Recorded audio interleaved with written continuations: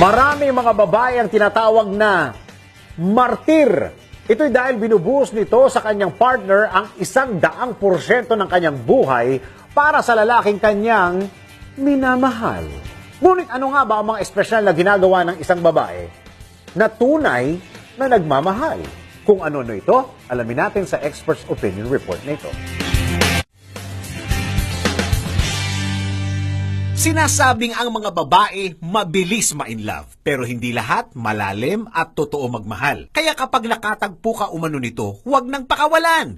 Pero ang tanong, paano nga ba malalaman kung tunay ang pagmamahal ng isang babae? Ayon sa pag-aaral, una, malalaman mong totoong in love ang babae kapag ikaw ang priority niya. At inuuna ka sa lahat ng pagkakataon na halos sa'yo na umiikot ang kanyang mundo. Pangalawa, kasama ka sa lahat ng plano niya. Ultimo pangarap, bakasyon o gatherings, ikaw ang gusto niyang kasama. Pangatlo, huwag mainis kung clingy ang inyong babaeng partner dahil isa rin umano itong senyales ng totoong pag-ibig kung saan nakakaramdam siya ng safety at pagiging komportable sa mga simpleng hawak at yakap.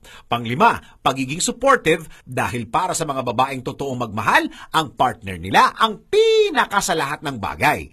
At panghuli, ang pagiging masaya nila kapag nakikita o nakakasama ang kanilang partner kahit sa sandaling oras lamang. Kaya kapag nasa partner nyo na ang mga yan, huwag nyo nang pakawalan dahil siguradong totoo at wagas ang pag-ibig niya sa'yo. I-like po ang page ng DZRH News Television para updated at i-share ang trending news na balitang ito para mas marami ang makabalita at mag-comment para alam namin ang opinion mo.